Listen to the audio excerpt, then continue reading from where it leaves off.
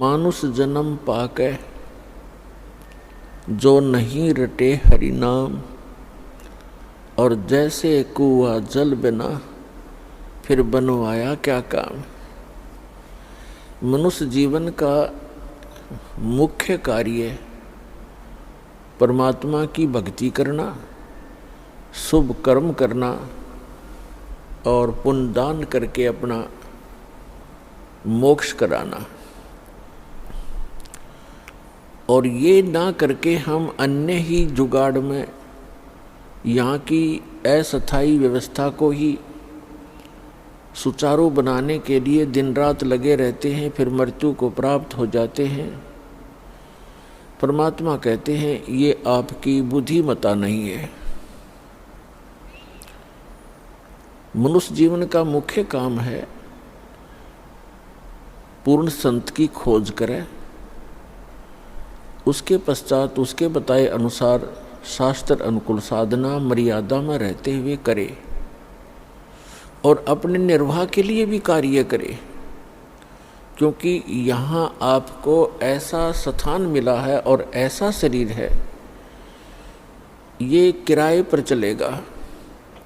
इसमें सुबह शाम कुछ डालते रहोगे तो ये आपका बॉडी, आपका शरीर काम करता रहेगा, अन्यथा ये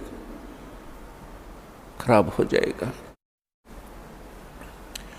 और जिस लोक में आप रह रहे हो यहाँ कर्म करके ही प्राप्त होगा। और जो सत साधना जिसको मोक्ष प्राप्ति की विधि कहते हैं कि जो सच्ची साधना सतगुरु से प्राप्त हो जाती है, उस भक्ति के करने से पूर्ण मोक्ष हो जाता है। पूर्ण मोक्ष प्राप्त प्राणी उस लोक में चला जाता है जहाँ पर इसको कर्म किए बिना ही प्राप्त होता है। श्रीमद् भगवत गीता के अंदर उसको निष्कर्मे मोक्ष कहा है। वहाँ जाने के बाद कोई भी बगैर काम किए ही आपको सब कुछ प्राप्त होगा। इसलिए आप जिस स्थान पर रह रहे हो ये आपने कर्म करते करते भक्ति करनी पड़ेगी। निर्वाह के कर्म करते करते आपको भक्ति के कर्म भी करने पड़ेंगे। इसलिए प्रत्येक सद्ग्रंथ के अंदर जो प्रावधान है वो इसी प्रकार का है। सबसे पहले आपको श्रीमद् भगवत गीता का प्रमाण देते हैं कि उसमें कैसी भक्ति करने को कहा है और उस भक्ति के करने का तरीका कौन सा है और वो साधना है कौन सी। श्रीमद् भगवत गीता अध्याय नंबर 8 के श्लोक नंबर 1 में अर्जुन ने पूछा कि भगवान आपने श्रीमद् भगवत गीता अध्याय नंबर 7 के श्लोक नंबर 29 में कहा है कि मेरे ज्ञान का जो आश्रय कर लेते हैं, कौन से ज्ञान का। गीता अध्याय नंबर 4 के श्लोक नंबर 32 और 34 में एक विशेष उल्लेख है कि सच्चिदानंद घन ब्रह्म अपने मुख कमल से स्वयं ही यहाँ आकर के एक यथार्थ ज्ञान बताता है, उसको तत्व ज्ञान कहते हैं। तो चौथे अध्याय के 34वें श्लोक में कहा कि उस तत्व ज्ञान को तत्वदर्शी संत ही जानते हैं। उन तत्वदर्शी संतों के पास जाकर के उस तत्व ज्ञान को अर्जुन ग्रहण करो। यदि आप पूर्ण मोक्ष प्राप्त करना चाहते हो, यदि आप उस शाश्वत स्थान को प्राप्त करना चाहते हो,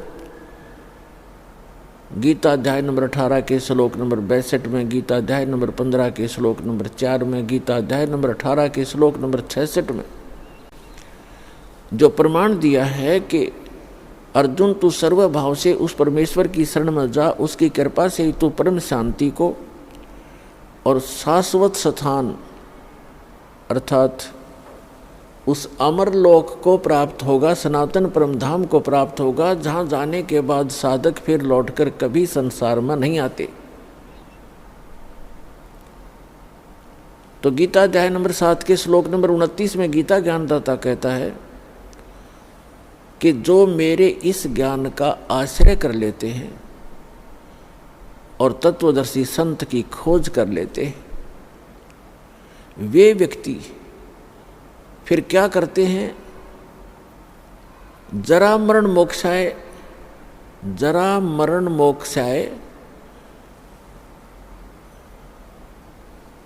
यतन्ति ते तत्विधु तत्ब्रह्म विदु कृत्स्नम अध्यात्म अखिल च कर्मम। वो व्यक्ति जो उस तत्ब्रह्म से परिचित हैं और सारे अध्यात्म ज्ञान से परिचित हैं और सभी कर्मों से परिचित हैं, वे केवल जरा यानी वृद्धावस्था के दुख से और मरण माने मृत्यु के दुख से बचने के लिए ही प्रयत्न करते हैं, उससे मोक्ष प्राप्ति के लिए प्रयत्न करते हैं। जो व्यक्ति तत्ब्रह्म से परिचित हो जाते हैं और सारे अध्यात्म ज्ञान से और सभी कर्मों से, कि बुरे कर्म करोगे तो बुरा फल मिलेगा, अच्छे कर्म करोगे तो अच्छा फल मिलेगा, तुमने उस दरगाह का मैल नहीं देखा, धर्मराज के तिल तिल का लेखा। आज कोई कोढ़ी है, कोई रोगी है, कोई कैंसर पीड़ित है, किसी को अधरंग मार गया है, किसी की जुबान नहीं है, कोई गूंगा, कोई बहरा है, कोई लंगड़ा, कोई दोनों टांग कट गई है, कोई और अन्य भयंकर आपदाओं का सामना कर रहे हैं मनुष्य शरीरधारी प्राणी। और अन्य प्राणी भी आप देखते हो, कोई कुत्ता है, खाद लगी है, कीड़े पड़े हुए हैं, टांग टूट गई, पिछले हिस्से को पैरालिसिस हो गया है, दोनों पैरों को लटका के घसीट रहा है। तो ये आपके पूर्व जन्म के कर्मों का परिणाम है। तो ये ज्ञान सत्संग से होता है कि जैसे कर्म आप इस मानव शरीर में करोगे वो आगे आपको भोग्य होंगे। इसलिए आप जी ऐसे कर्म ना करो जो आपको आगे उनका दंड भोगना पड़े। और पीछे गलती में जो भी कुछ हो चुका है उसका प्रावधान, उसका एक विकल्प बताया है परमेश्वर ने कि मेरी शरण में, यानी कबीर परमात्मा पूर्ण ब्रह्म परम अक्षर ब्रह्म की शरण में जो व्यक्ति आ जाता है, उनके सभी पूर्व जन्म के जो अनजानपने में हुए पापों का नाश कर दिया जाता है और पापों से ही प्राणी को कष्ट होता है। आगे फिर वो इस ज्ञान से परिचित होकर के भविष्य में ऐसी गलती वो करता नहीं, क्योंकि वो संपूर्ण अध्यात्म ज्ञान से और सभी कर्मों के परिणामों से परिचित हो चुका है। तो वो व्यक्ति केवल जरा और मरण, जरा माने वृद्धावस्था का कष्ट, इस मनुष्य के ऊपर, मानव शरीर के ऊपर सबसे बड़ा भयंकर दुख है। प्रथम तो वृद्धावस्था का और दूसरा फिर मृत्यु। आप सारा जीवन लगे रहते हो अपने परिवार को सुरक्षित और सुखी बनाने के लिए, और कोठी कार फैक्ट्री जचाने के लिए, और एक सेकंड में मृत्यु हो जाती है। बताओ किस काम पर सारा जीवन डिवोट कर दिया आपने, जो आपका था नहीं, आपके संग जा नहीं सकता, जिसको आप अनजानपने में अध्यात्म मार्ग का ज्ञान ना होने से,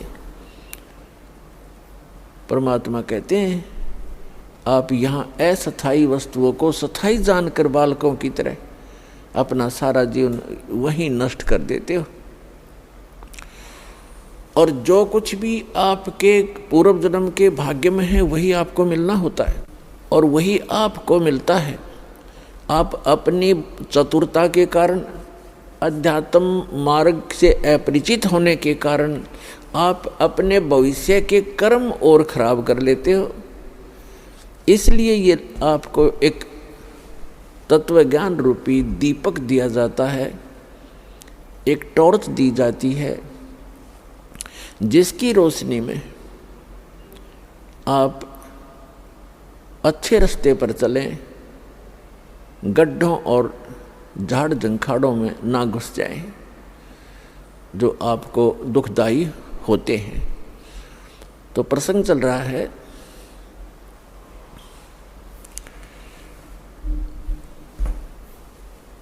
कि जरा और मरण से छूटने का प्रयत्न जो करते हैं, तो जैसे आप अपने बच्चों की परवरिश के लिए, इनको सुखी बनाने के लिए अपना सारा जीवन लगा देते हो और भक्ति साधना करते नहीं, तो जो कुछ भी आपके पूर्व जन्म के संस्कार प्रारब्ध में, किस्मत में लिखा है, आपको केवल उतना ही मिलेगा। मासा घटे न तिल बधे, विद ना लिखे जो लेख। परमात्मा ने, विधाता ने आपके कर्मानुसार जो भी आपके प्रारब्ध में, आपकी किस्मत में जो लेख लिख दिए, वो आपके किसी प्रकार के भी प्रयत्न से ना कम हो सकते हैं, ना वो बढ़ सकते हैं, अच्छे या बुरे। फिर क्या बताते हैं, इसके साथ साथ एक विकल्प बताया है कि सच्चा सतगुरु मेट कर ऊपर मारे मेघ। सच्चा सतगुरु, पहले तो सतगुरु शब्द की क्यों आवश्यकता पड़ी? गुरु शब्द पर्याप्त है। गुरु का अर्थ होता है मार्गदर्शक, लेकिन नकली गुरु घने हो गए, इसलिए सतगुरु शब्द संतों ने, परमेश्वर ने प्रयोग किया कि जो सच्चा गुरु है वो ही कारगर विधि बताता है। फिर ये सतगुरु निरे हो गए, ये राधा स्वामी, धन धन सतगुरु, सच्चा सौदा, सिरसार, जगमाल वाली, ये तेरे सारे निरंकारी, ये सारे सतगुरु कहने लग गए। तो इसलिए संतों ने एक शब्द और बोल दिया कि सच्चा सतगुरु। अब सतगुरु भी सच्चा चाहिए, नकली गणे हो गए, जिनको कह का पता नहीं, अध्यात्म मार्ग ये जानते नहीं, इन्होंने भी सतगुरु जो अपने उपमा लगा ली। तो यहाँ बताया है कि सच्चा सतगुरु यानी सच्चा सतगुरु मेट कर ऊपर मारे मेघ। तो इस मनुष्य जीवन को सफल बनाने के लिए सबसे पहले आपको सतगुरु की आवश्यकता पड़ती है, सच्चे सतगुरु की।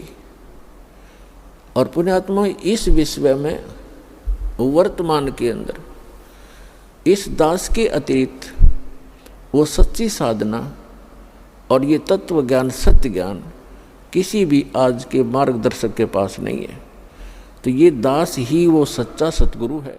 क्योंकि कुछ भक्त ऐसे होते हैं, श्रद्धालु, ये सोचते हैं कि अपनी बड़ाई आप ही कर रहे हैं।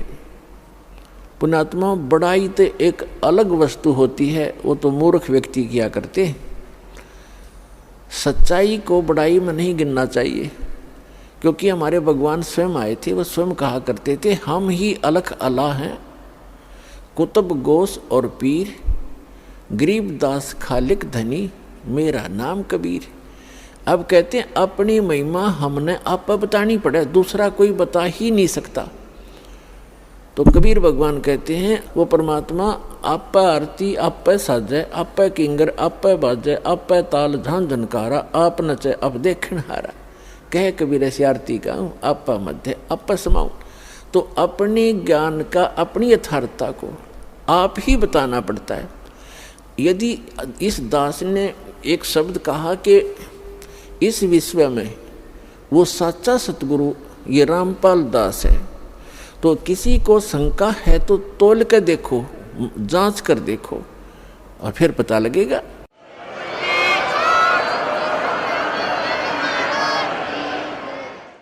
और फिर अपना कल्याण कराओ, अपना लाभ उठाओ। इतनी सी बात है, इसमें मान और बड़ाई की बात नहीं है। सच्चाई कहना कोई पाप नहीं, कोई बड़ाई नहीं, अभिमान नहीं। परमात्मा ने जब अपने आप को कहा हम ही अलख अल्लाह हैं, कुतुब गोस और पीर, यानी सभी जो भूमिका मैं ही कर रहा हूँ, पूर्ण परमात्मा मैं हूँ। और कुतुब यानी संत, पीर, गुरु, ये सब कुछ, सब भूमिका मैं ही करने आया हूं। जैसे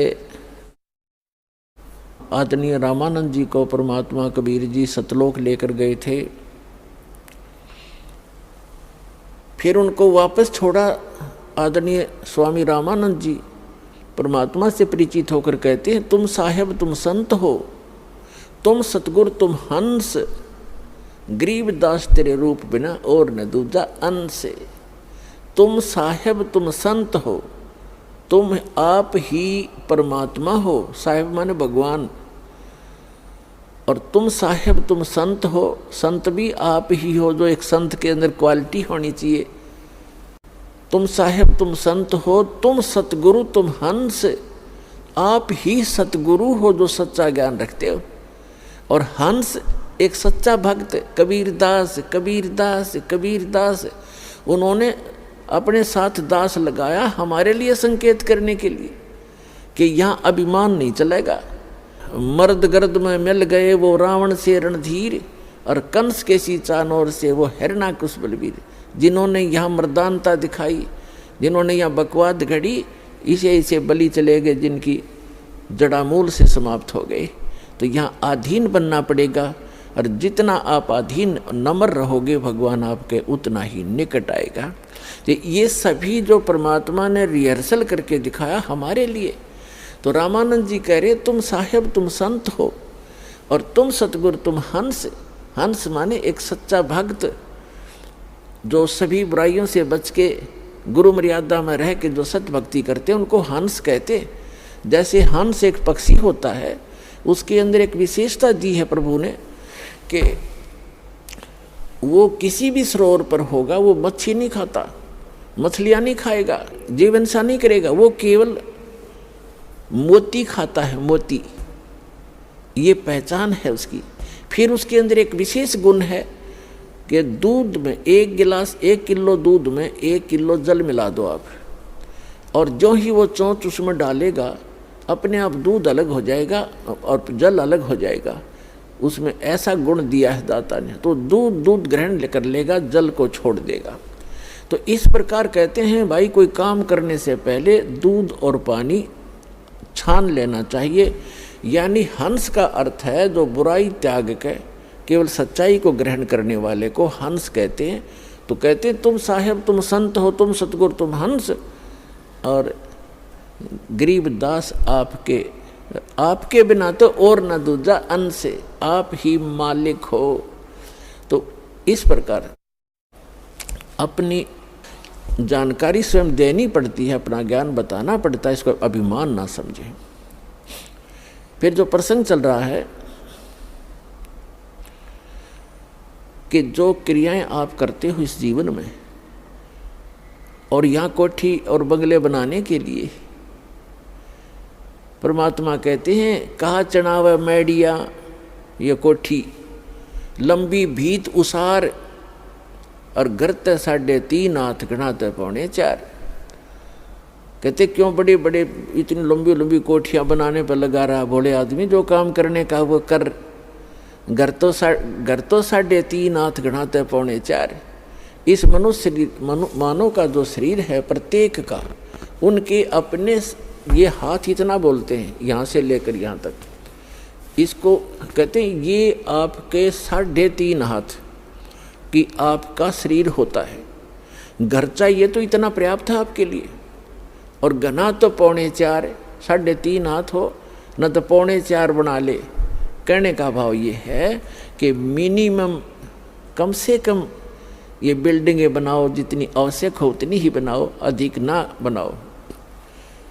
और फिर क्या बताते हैं, पृथ्वीपति चकवे गए जिनके चक्कर चलंत, रावण श्री खे कौन गिने ऐसे गए अनंत।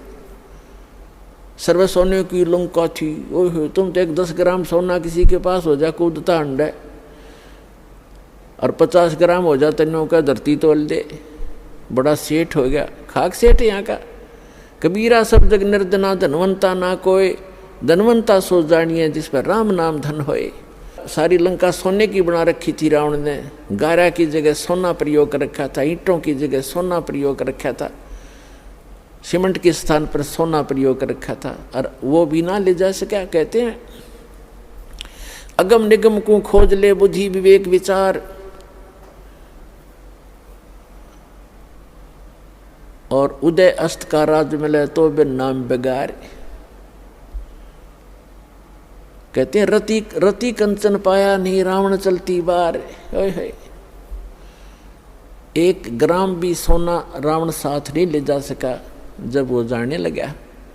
तो यहाँ की जो फोकट की महिमाएं हैं ये बकवाद हैं। भक्ति मार्ग में इनसे दूर हटकर ही हम चल सकते हैं। समाज के इन इस तरह की चोचलों को देखकर हम भक्ति नहीं कर सकते, हमने उनसे हटना पड़ेगा। और भविष्य की जानकारी भगवान ने जो दी है, जो सुख हम प्राप्त करना चाहते हैं भक्ति से, वो प्राप्त करने का प्रयत्न करें।